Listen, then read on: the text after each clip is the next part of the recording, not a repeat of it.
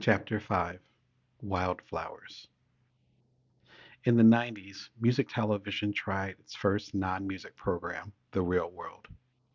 The MTV program was, to paraphrase the show's opening credits, when seven strangers are picked to live in a house to show what happens when people stop being polite and start getting real. It was a big risk for a channel known only for music videos, but The Real World gained high enough ratings to return with a new cast.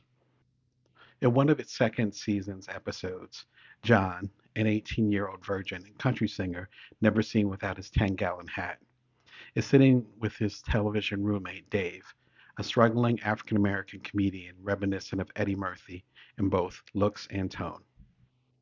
Dave's beeper goes off. "Do you sell drugs?" John asks with a grin. Dave scowls and lets him know that, with his ridiculous hat and Southern Christian upbringing, he expected a racial assumption, that being black means you sell drugs, to come from his redneck mouth. John blinks several times. "I'm making a joke. Didn't you ever see the first season of The Real World when Heather's beeper goes off and white Julie asks black Heather if she sells drugs?" Dave, perhaps embarrassed for his tirade, just gives John the middle finger. In the previous season, Julie, Heather, and the other five strangers picked to live in a Soho house may have had no idea what would happen to them. MTV claims the participants weren't prepped at all, or who their roommates were before everyone moved in. But they certainly did not know they would have heated conflicts about sex, racism, and class, budding romance between roommates, near fisticuffs, and, perhaps most importantly, how these few recorded months of their life would forever define them to an audience of millions. The Real World was the first major American reality TV show. John, David, and the other season two roommates were likely part of this audience of millions, knowing enough about the show to want to get involved, and were probably aware of what would or could happen while the cameras were rolling.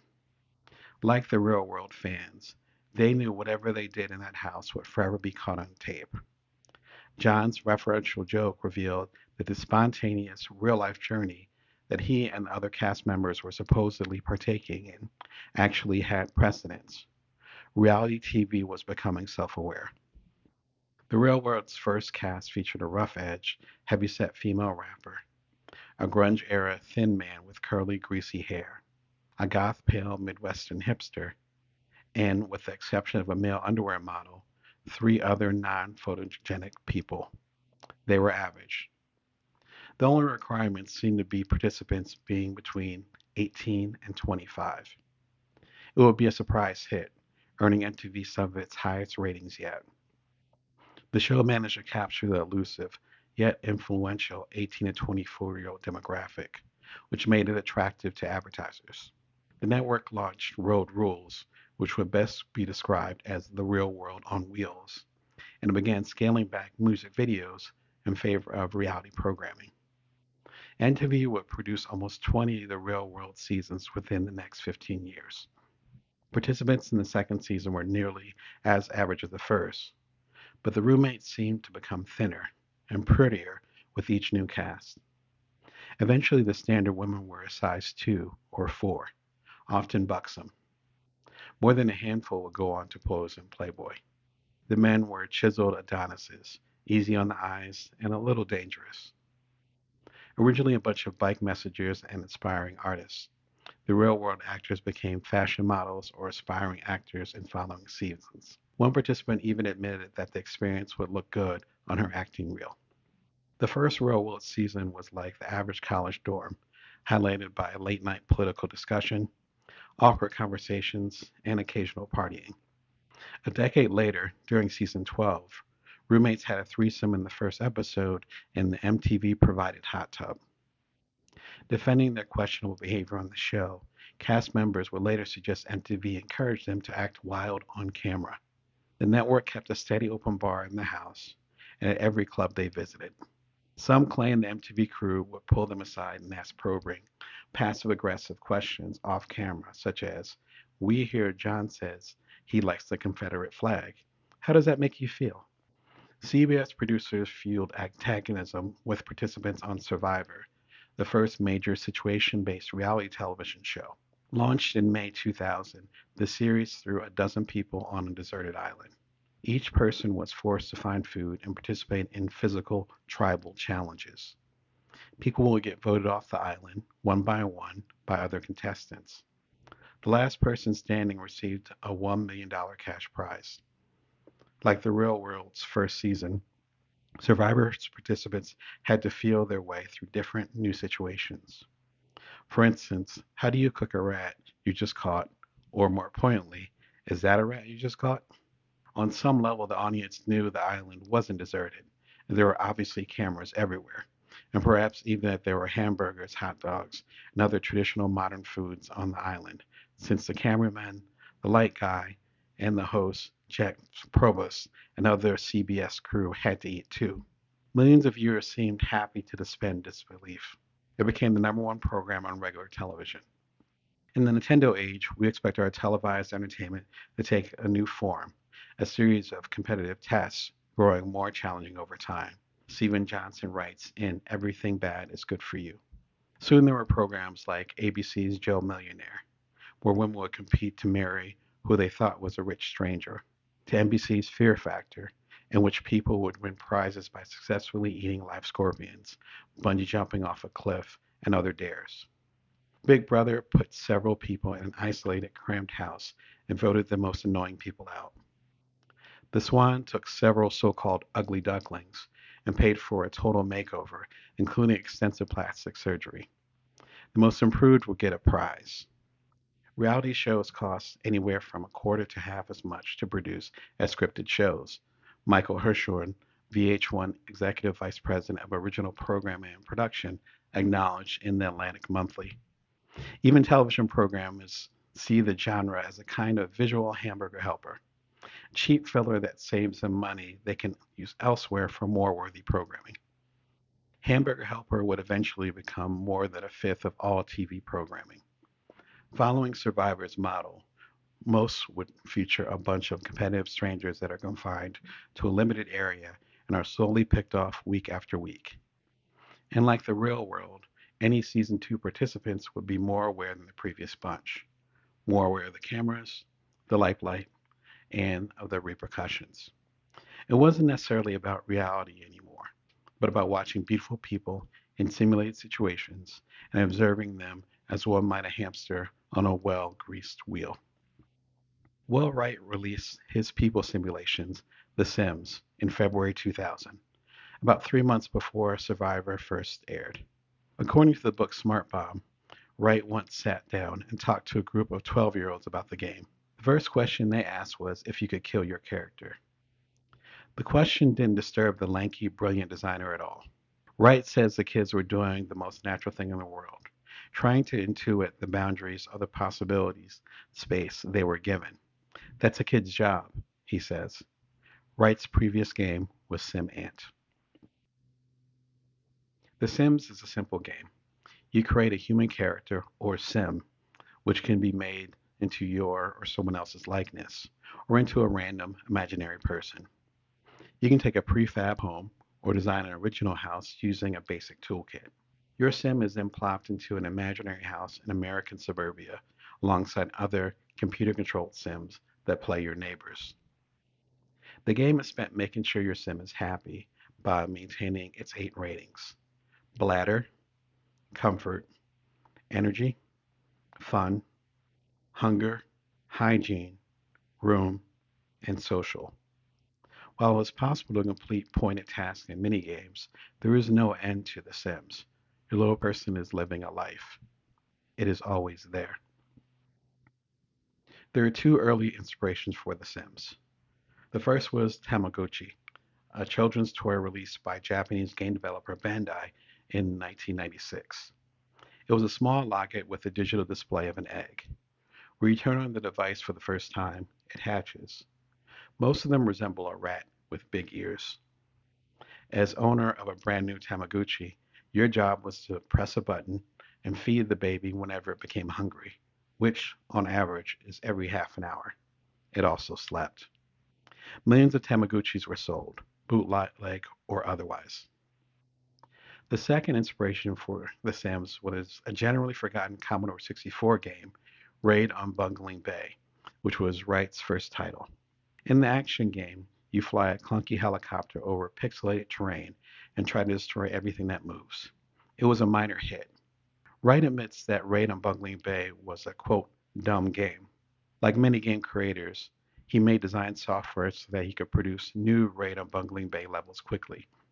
He'd shuffle the pre-made tiles around, laying down bridges, buildings, and bodies of water where he pleased. This part was fun, he thought, later telling the New Yorker he was more interested in creating the buildings on the island than in blowing them up. After studying several books on urban dynamics, Wright created a city simulator based on his game design tool. You can make buildings, organize city power, and strategically map residential and commercial districts.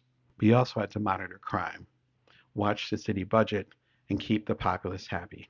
He added a natural disaster icon that featured a giant, fire-breathing lizard.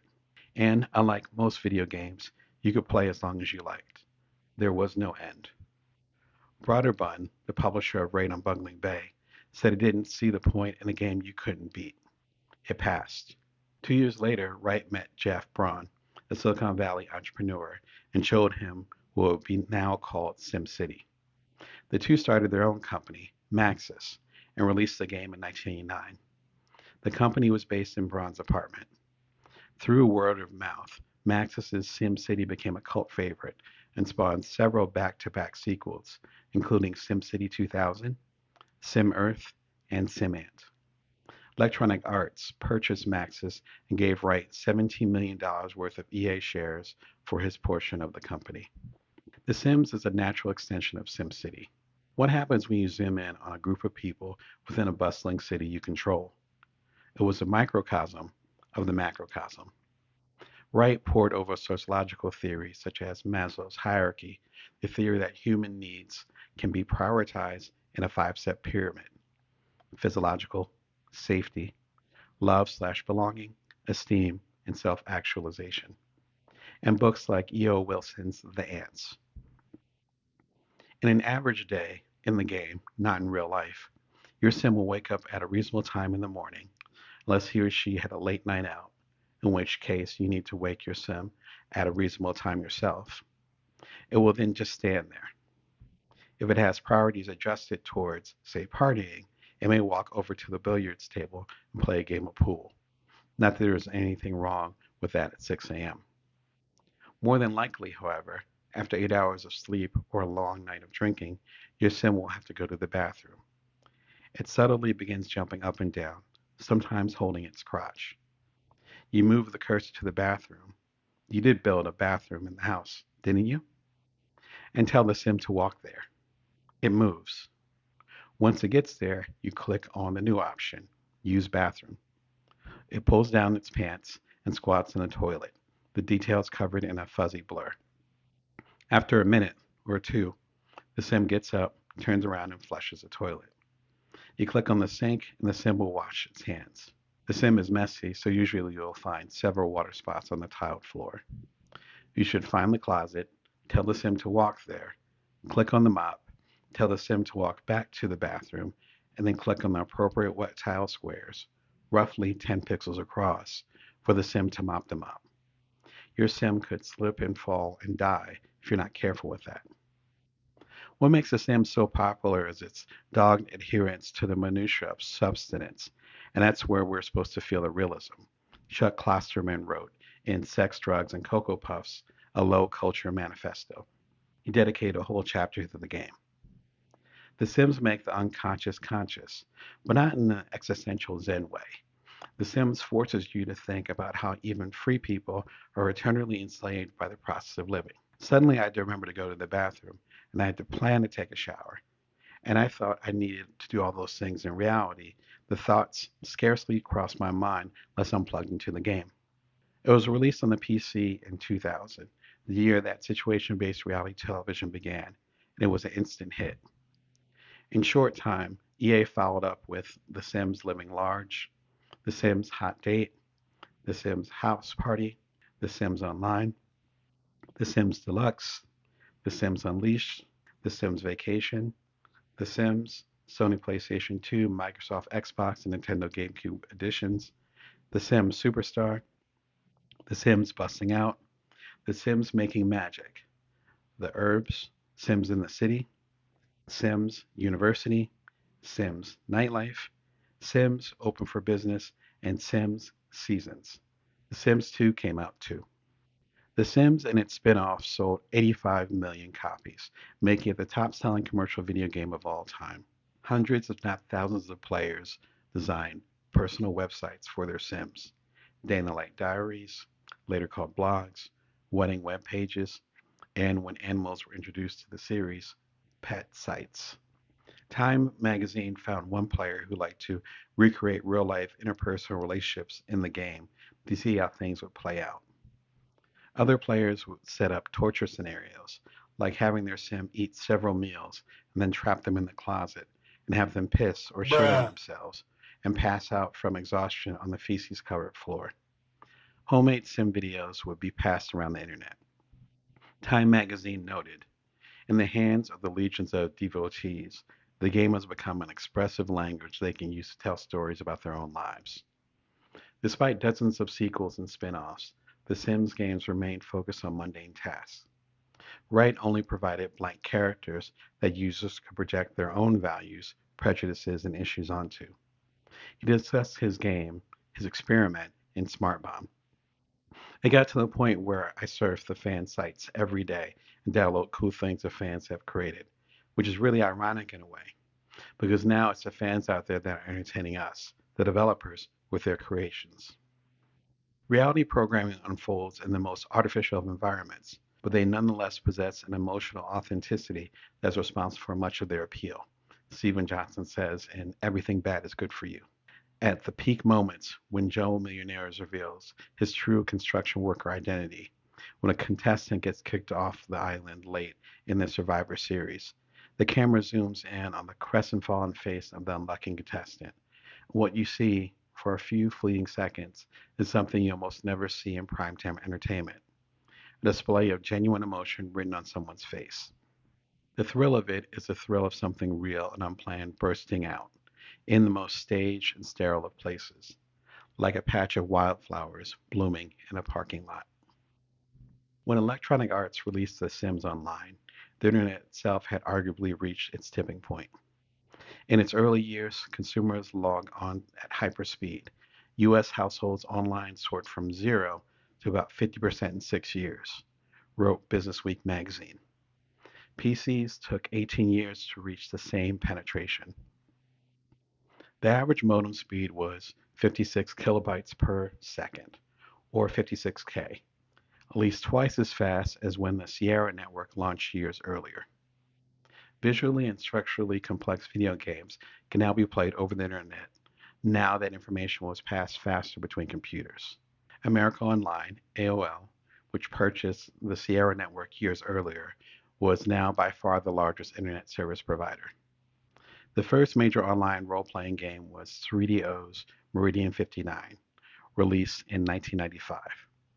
A sword and sorcery game, Meridian 59 is essentially a visual version of the classic Dungeons and Dragons inspired text adventures like Mud. The designers reportedly established the term massively multiplayer online role-playing game, or MMORPG. It won several industry awards, but became a cult classic rather than an outright hit. Electronic Arts' first foray into MMORPGs was Ultima Online in 1997. The creator was Richard Garrott, the same designer who made a fortune with his small company Origin in the early 1980s. After his hit Akalabeth, World of Doom, Garrett started a popular series of role-playing games called Ultima. Ultima Online would be an internet-enabled version of the long-standing world, Britannia. It would have its own currency, economy, and weather. The non-player characters, or NPCs, included barnyard animals and gruesome monsters, would have their own artificial intelligence. It would be a fully functional online world. It garnered more than 250,000 subscribers. The first time I visited Britannia, I went as Gunrun, a young archer, journalist Elizabeth Colbert wrote in The New Yorker. I gave her a peaches and cream complexion, blonde pigtails, and a not very medieval miniskirt. Not long after Gunrun arrived in the kingdom, she met Dark Wolf. Dark Wolf was wearing a red robe and carrying a long sword. He brought Gunrun some shoes and also a suit of leather armor, which, when she put it on, turned out to be a tight-fitting affair halfway between a cuirass and a bustier. It was unclear to me whether Dark Wolf was expressing simple fellow feeling for Gunrun or something harder to satisfy. Colbert's article was titled Pimps and Dragons. In the book Sex and Video Games, Garrett said sex-related services began in the game immediately after it went live. Two people had logged into the game, and one person was pimping for the other, who would then lead people into a storeroom along the docks where they hung out and ooh and ah at the John. The game supported no depictions of sex, but the player's demand was clearly present, and they engineered their own solution. Any of the 250,000 players could pass the docks and, if they wanted to, stop and watch.